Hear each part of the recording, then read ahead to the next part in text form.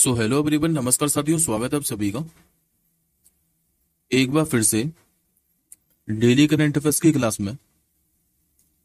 और आज है साथियों आप लोगों का महीने का पहला दिन यानी कि 1 अगस्त। और आज हम सभी 1 अगस्त से बनने वाले जितने भी आपके मोस्ट इंपोर्टेंट करंट अफेयर्स के प्रश्न बने, इन सभी प्रश्नों को हम इस क्लास के अंदर डिस्कस करने वाले हैं। तो आप सभी साथी पूरी क्लास में आखिर तक बने रहिएगा। तो चलिए साथियों, पहले एक बार हम लोग 31 जुलाई के करंट अफेयर्स को क्विकली रिवीजन कर लेते हैं मात्र 2 मिनट के अंदर। उसके बाद हम लोग आज के प्रश्नों की ओर बढ़ेंगे। तो जैसा कि साथियों लास्ट क्लास के अंदर मैंने आपको पढ़ाया था कि अभी जो पेरिस ओलंपिक 2024 है, इसमें मिक्स टीम स्पर्धा में जो कांस्य पदक है 10 मीटर एयर पिस्टल राइफल स्पर्धा में, ये किसने जीता था? तो बात की निशानेबाज मनु भाकर और सरबजीत सिंह ने।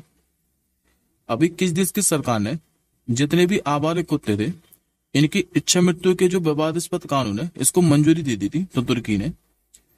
54वां जो अंतर्राष्ट्रीय भौतिक ओलंपियाड है 2024, इसमें भारत ने सभी कुल कितने पदक जीते थे? टोटल 5 पदक। इन 5 पदकों में से सभी 2 तो जीते थे गोल्ड मेडल और 3 जीते थे इसमें कांस्य पदक। इंग्लिश चैनल को भी पार करने वाली दुनिया की जो सबसे युवा और सबसे तेज महिला पैरा तैराक है, ये कौन बनी थी? तो ये साथी मुंबई की जिया राय, और ये मात्र 16 वर्ष की हैं। विश्व में मानव तस्करी हम लोगों ने निरोध दिवस पढ़ा था, ये हर साल कब मनाया था? तो 30 जुलाई को। अभी जो रोहन बोपन्ना है, इन्होंने संन्यास की घोषणा कर दी थी। इनका संबंध किस खेल से है? तो ये तो भारत के महान टेनिस खिलाड़ी है रोहन बोपन्ना, और इन्होंने भी संन्यास की घोषणा कर दी है। अश्विनी जो पोनप्पा है, इन्होंने भी संन्यास की घोषणा कर दी थी। इनका संबंध किस खेल से था? तो ये साथी बैडमिंटन है। एशिया का पहला जो लो कार्बन जिंक है, ये किस कंपनी ने लॉन्च किया है? इस कंपनी का साथी वेदांता समूह की कंपनी हिंदुस्तान जिंक लिमिटेड। अंतरराष्ट्रीय जो फिल्म महोत्सव है, इसका भी निर्देशक किसे बनाया गया? तो शेखर कपूर को। और लास्ट क्वेश्चन हम लोगों ने पढ़ा था कि अभी किस देश के प्रधानमंत्री, जिनका नाम है फार्म मिन चिन, ये भी 3 दिवसीय भारत की यात्रा पर आए हैं।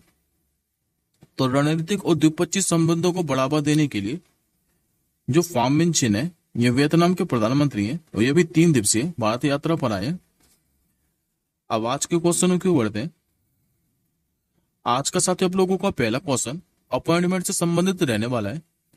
आप लोगों से पूछ रहा है कि अभी जो यूपीएससी है यानी कि यूनियन पब्लिक सर्विस कमीशन, इसकी भी जो नई चेयरपर्सन है, ये कौन बन गई है?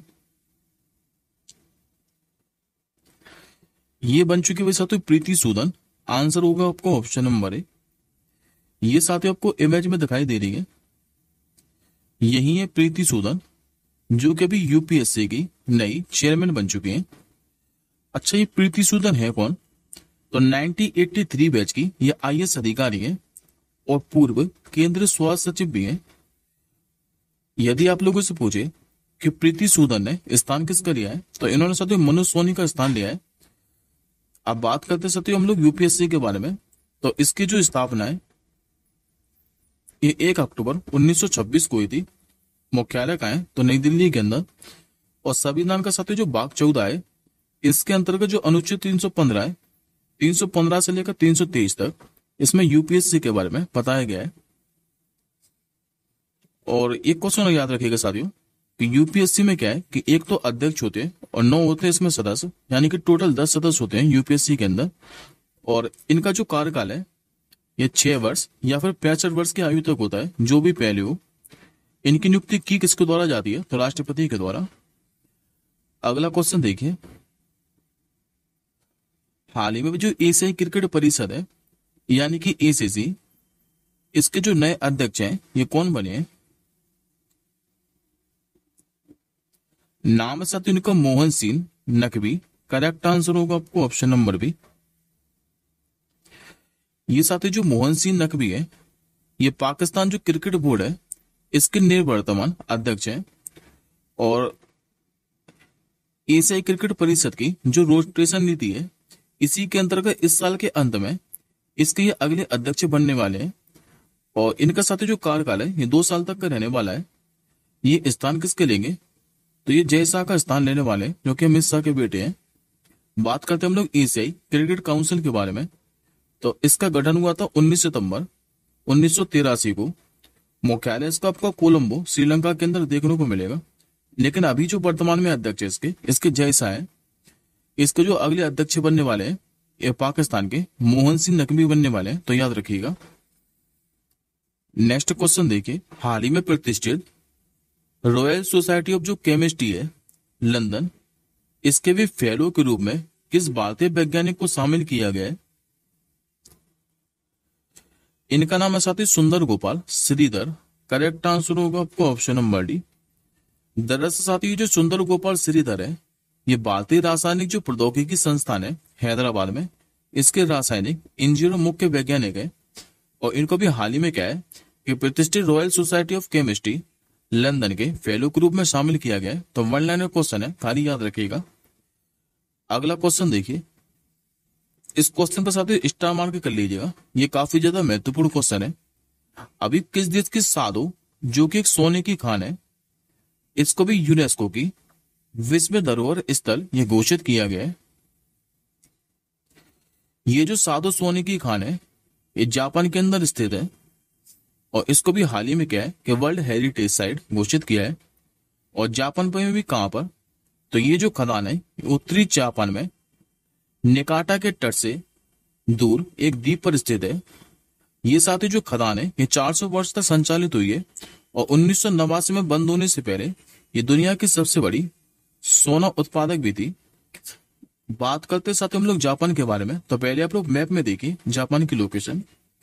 ये आपको ऑरेंज कलर में जितना भी हाईलाइट पार्ट दिखाई दे रहा है ये साथी आपका जापान। जापान की यदि आप लोगों से राजधानी पूछे तो ये आपकी टोक्यो। और यदि आप लोगों को याद हो तो मैंने यहां से भी आपको एक क्वेश्चन पढ़ाया था रिसेंटली कि हमारे अभी जो विदेश मंत्री हैं ए जयशंकर साहब, ये भी जापान की यात्रा पर थे और इन्होंने भी यहाँ पर महात्मा गांधी जी की एक प्रतिमा का अनावरण भी किया था। मुद्रा के चलती है तो जापानी येन। और वर्तमान में यहाँ के प्रधानमंत्री कौन है, तो फूमियो किशिदा। अगला क्वेश्चन देखिए, विश्व जो रेंजर दिवस है ये प्रति वर्ष कब मनाया जाता है? तो हर साल जो वर्ल्ड रेंजर डे है ये मनाया जाता है 31 जुलाई को। आंसर होगा ऑप्शन नंबर डी। दरअसल जो वर्ल्ड रेंजर डे है इसकी शुरुआत 31 जुलाई 1992 को इंटरनेशनल रेंजर फाउंडेशन की स्थापना के अवसर पर हुई थी। लेकिन पहली बार जो वर्ल्ड रेंजर डे है ये 2007 में मनाया गया था। कई बार क्या साथियों कि जो वन रेंजर है ये खुंखार जानवरों के बोझ उनकी देखभाल करते हुए उन्हीं का शिकार बन जाते हैं, तो इन्हीं को समर्पित है ये वर्ल्ड रेंजर डे। हर साल किसी न किसी थीम के साथ मनाया जाता है। 2024 के लिए इसकी थीम क्या है, तो 30x30, जो कि 2022 के संयुक्त राष्ट्र जैव विविधता सम्मेलन यानी कि COP15 पर आधारित है। अगला क्वेश्चन देखिए, हाल ही में भी किस टाइगर रिजर्व में बिजली उत्पादन के लिए पवन टरबाइन जो है ये स्थापित की गई है? तो ये स्थापित की गई साथियों केरल के पेरियार टाइगर रिजर्व में। आंसर आप लोग याद रखेंगे ऑप्शन नंबर सी। दरअसल पहली बार क्या है कि जो पेरियार टाइगर रिजर्व है इसने बिजली उत्पादन के लिए अपने जंगलों में पवन टरबाइन स्थापित की है। और इस टरबाइन के माध्यम से होगा क्या, तो उत्पन्न बिजली से वनों के भीतर वास्तविक समय की निगरानी, कैमरों और वाईफाई कनेक्टिविटी के कामकाज में क्या है कि मदद मिलेगी। पेरियार टाइगर रिजर्व स्थित कहाँ है, तो मैं आपको बता चुका हूं केरल के अंदर। अब बात करते साथियों हम लोग कुछ अन्य टाइगर रिजर्व के बारे में। तो जैसे कि जो उत्तराखंड है यहाँ पर कॉर्बेट टाइगर रिजर्व है, पश्चिम बंगाल में सुंदरबन राष्ट्रीय उद्यान, मध्य प्रदेश में बांधवगढ़, राजस्थान में सरिस्का, असम के अंदर मानस टाइगर रिजर्व और केरल में आपको बता चुका हूं जो कि पेरियार टाइगर रिजर्व, जो कि पवन टरबाइन स्थापित करने वाला पहला टाइगर रिजर्व भी बन चुका है। अगला क्वेश्चन देखिए, हाल ही में भी साथियों जो अंशुमान गायकवाड़ है इनका निधन हो गया है। आपको ये बताना है कि ये इनमें से कौन थे। तो ये साथियों क्रिकेटर थे अंशुमान गायकवाड़ और ये लंबे समय से क्या है कि ब्लड कैंसर से जूझ रहे थे और इनका भी हाल ही में क्या है कि निधन हो गया है। गायकवाड़ ने भारत के लिए 40 टेस्ट और 15 वनडे मैच खेले हैं और ये सन 2000 में आईसीसी चैंपियन ट्रॉफी में जो कि उपविजेता रही थी, इसमें भारतीय टीम के कोच भी थे। नेक्स्ट क्वेश्चन देखिए, अभी जो आर्मी मेडिकल सर्विस है, इसकी पहली महिला जो डायरेक्टर जनरल है, ये कौन बनी है? नाम है साथियों इनका साधना सक्सेना नायर। करेक्ट आंसर होगा ऑप्शन नंबर ए। दरअसल जो साधना सक्सेना नायर है, ये भी आर्मी मेडिकल सर्विस की पहली महिला डायरेक्टर जनरल बन गई है और ये एयर मार्शल रैंक की दूसरी महिला अफसर भी है। साधना नायर और इनके जो पति हैं केपी नायर, ये एयर मार्शल रैंक तक पहुंचने वाले देश के पहले दंपति भी हैं। अगला क्वेश्चन देखिए, हाल ही में भी ईरान में इस्माइल जो हनी है, इसकी हत्या कर दी गई है। आपको यह बताना है कि इसका जो संबंध है ये किस संगठन से था। तो इसका साथ जो संगठन है, संबंध है हमास संगठन से था। और ये हमास का क्या है कि पॉलिटिकल चीफ था और इसका भी हाल ही में क्या है कि हत्या कर दी गई है, क्योंकि साथ ही 7 अक्टूबर 2030 को क्या है कि हमास के द्वारा जो इजराइल है यहां पर हमला किया गया था, जिसमें से 1195 लोगों की जान चली गई थी। इसके बाद गाजा में इजराइल के सैन्य अभियान के परिणाम स्वरूप कम से कम क्या है कि 39,400 फिलिस्तीन मारे गए थे। और ये हमास में क्या है कि पॉलिटिकल चीफ था और इसकी भी हाल ही में क्या है कि हत्या कर दी गई है। एक क्वेश्चन साथियों आप लोग और याद रखिएगा कि भारत ने इजराइल और हमास के हमले के बीच भारतीयों को निकालने के लिए कौन सा ऑपरेशन चलाया था? तो इस ऑपरेशन का नाम है ऑपरेशन अजय। नेक्स्ट क्वेश्चन देखिए, हाल ही में जो मृदुल पवन दास हैं, इनको किस देश में भारत के हाई कमिश्नर नियुक्त किया है? ये बन चुके हुए साथी रवांडा देश के अंदर। दरअसल अभी केंद्र सरकार ने कहा है कि जो मृदुल पवन दास हैं, इनको रवांडा में भारत का अगला हाई कमिश्नर नियुक्त किया है और इन्होंने स्थान किसका लिया है? तो नील रत्नम मृदा का। मृदुल पवन दास हैं, ये वर्तमान में विदेश मंत्रालय में संयुक्त सचिव के पद पर कार्यरत हैं। बात करते हैं हम लोग रवांडा के बारे में। तो पहले मैप में लोकेशन देखिए, ये आपको अफ्रीका कॉन्टिनेंट दिखाई दे रहा होगा और ये आपको साथ ही देखने को मिलेगा रवांडा देश, जो कि रवांडा पूर्वी मध्य अफ्रीका में एक जमीन से घिरा हुआ देश है। यहाँ की राजधानी क्या है? तो किगाली। मुद्रा चलती है रवांडा फ्रैंक और राष्ट्रपति कौन है? तो पॉल कगामे। ये आज का साथ आपका आखिरी क्वेश्चन है कि हाल ही में किस वित्तीय नियामक ने सेवा चैटबॉट ये लॉन्च किया है? ये लॉन्च के साथ सेबी ने, यानी कि security and exchange board of India ने, ये जो सेवा चैटबॉट है ये निवेशकों की सुरक्षा के लिए लॉन्च किया है सेबी ने। और ये जो सेवा चैटबॉट है ये कृत्रिम बुद्धिमत्ता सक्षम चैटबॉट है, जो कि निवेशकों के कुछ सवालों का जवाब देगा।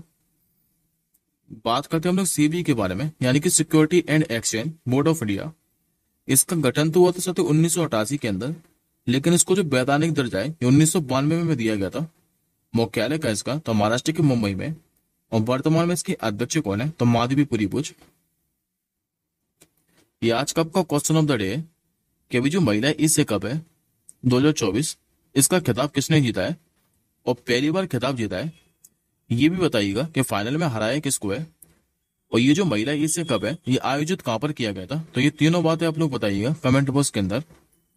अब साथियों जल्दी ही मिलेंगे नेक्स्ट क्लास के साथ ही, तब तक के लिए जय हिंद, वंदे मातरम।